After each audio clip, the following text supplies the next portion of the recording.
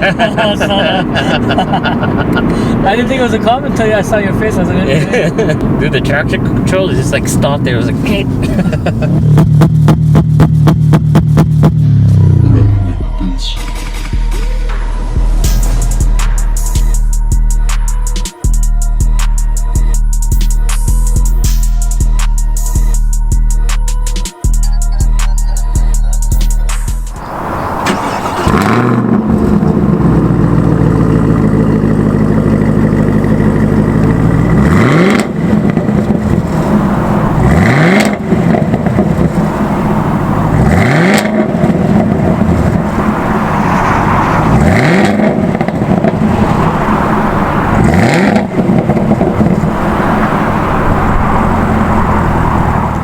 welcome to the 2019 Camaro ZL1, and it's in this stunning electric green color here. And I just gotta say right off the back, I mean, this thing is mean and menacing. Look at these canards. Let's just take a quick walk around here. So we got these crazy canards from factory, and they seem to be made from this reinforced plastic kind of material, but they're really cool to see. And supposedly you can actually feel the function of them, of the air passing over them, and the front end getting more heavier. So here we have the grille, which I love, by the way, the design. It's not the nicest material, but in effect it's quite nice to look at. Here we have the Chevy bow tie, and it is hollow, which is cool to see for maximum airflow. And move over to the lights, which look really mean. I think this has to be my favorite generation of Camaro, hands down. We got our nice ZL1 badging over here. So for anybody who doesn't know, this has the Camaro Z06 engine from the C7 Corvette. What I found was crazy is the absolute girth of the tires. I mean, it almost looks like it's on drag slicks, but look at that. That's crazy. Even the front tires, I believe they're quite wide. Yeah, you got 305s in the front, which is crazy to see. So that's the side profile.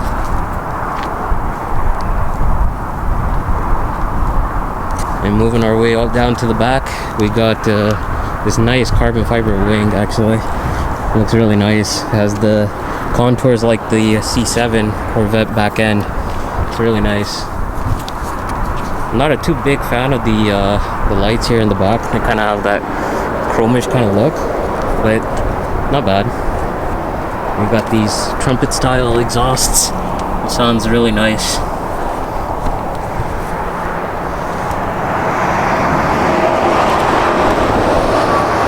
Carbon fiber Camaro gas cap.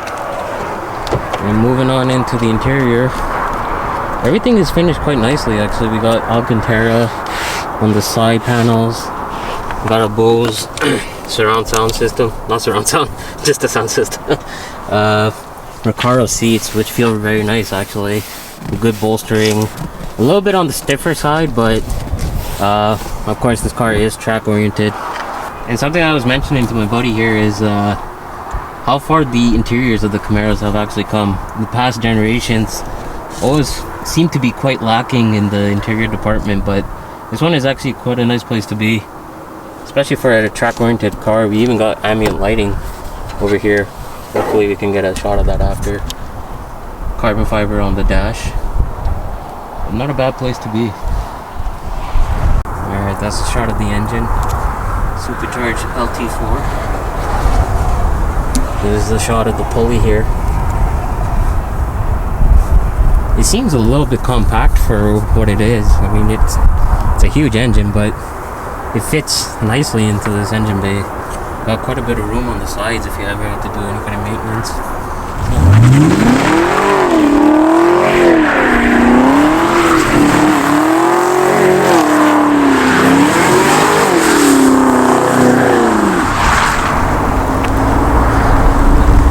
So these tires are super grippy, that like once they actually just catch grip, it's crazy. They just want to hook.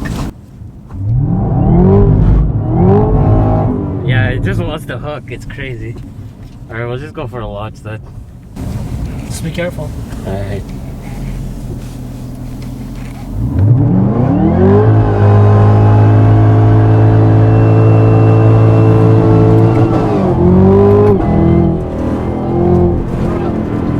A little bit of a standing burnout.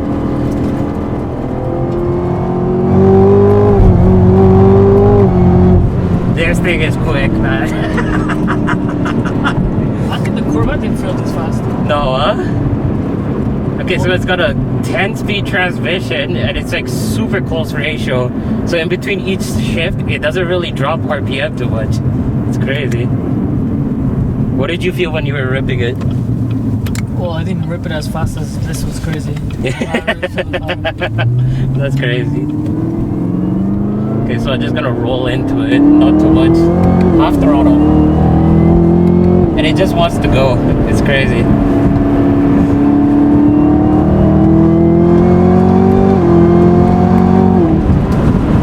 There's a lot of power in this car. You really have to respect it.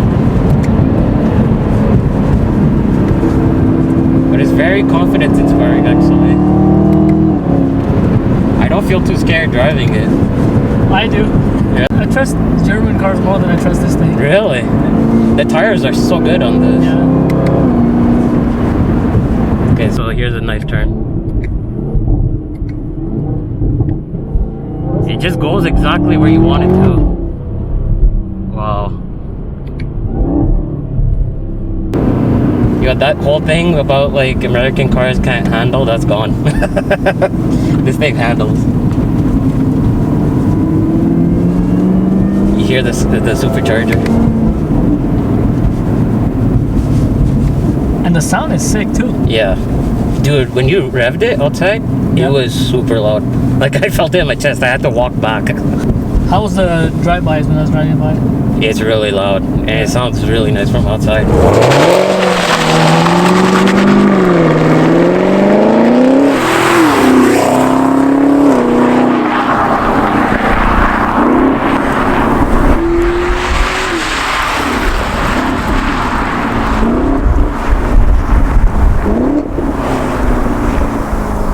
Okay, so like over these bad roads, it's not the greatest.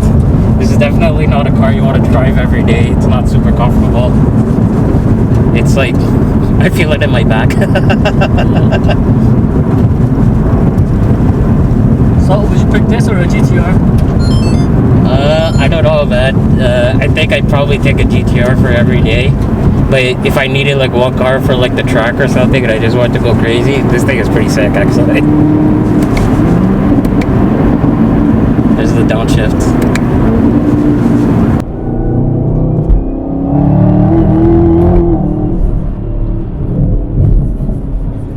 So you're saying the Corvette didn't feel this fast? No. Did you have a manual or the auto? No, I had the auto. Oh wow. But I didn't actually push it. This is pretty crazy. Okay. For some reason, I'm always scared to push the American cars. You think they're gonna like wipe out? Yeah. I watched so many Mustang videos. You just hear the rocks like slamming into the car. Yeah. It's just so much grip on the tire.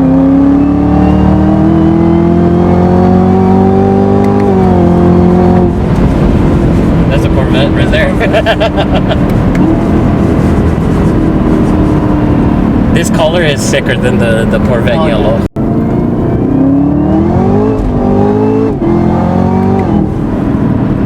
Man. That sounds mean, huh? Yeah, it's crazy. Like even when it's slipping, it's not super scary. Yeah.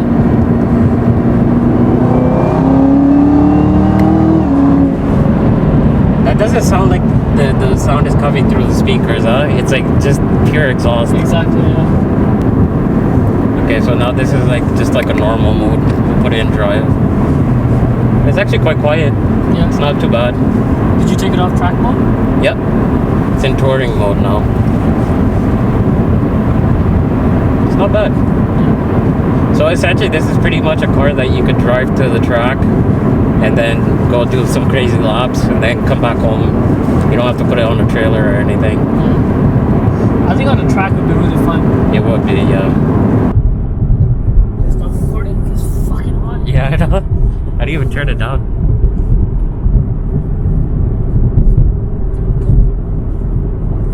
Oh, that's cool.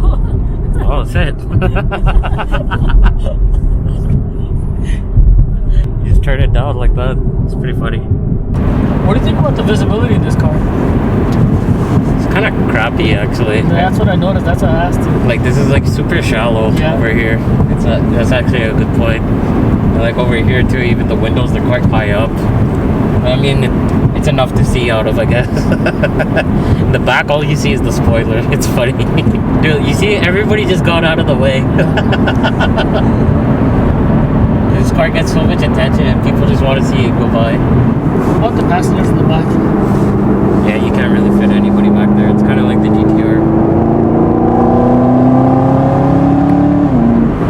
So here's like a high-speed turn, and it feels super balanced, even with a bump there. No problems.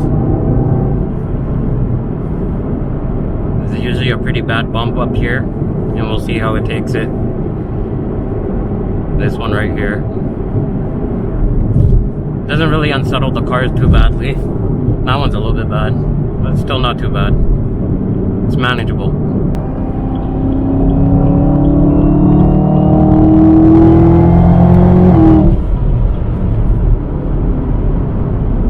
Dude, doing a pull like at like 100 kilometers is like if you're going like 0 to 60 in a normal car.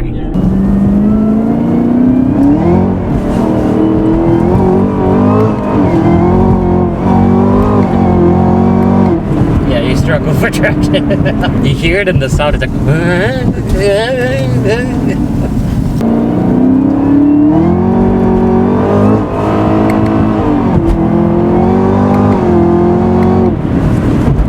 you really start to hook like in 3rd or 4th gear. Yeah. Alright. So 9 out of 10? For day-to-day driving, probably like a 5 or a 6, because like it's a lot of power to handle on the street. What about overall? Overall, it's crazy. It's crazy. It's crazy. Crazy. That's crazy. It's crazy. Crazy. Okay, crazy. On a track, man, this is 10 on 10 for sure. You would have so much fun with this car. Even if you want to whip it around on the streets, it's not bad, but it's a lot of power. You just slip everywhere. Especially if you live in Canada or something like that. Like right now, our temperature outside is what is it? 2 degrees. So the tires are super cold, and it takes a while for them to warm up. So until then, you have like 0 grip, and even then, you're struggling. Alright, so see you guys next time. Thanks for watching.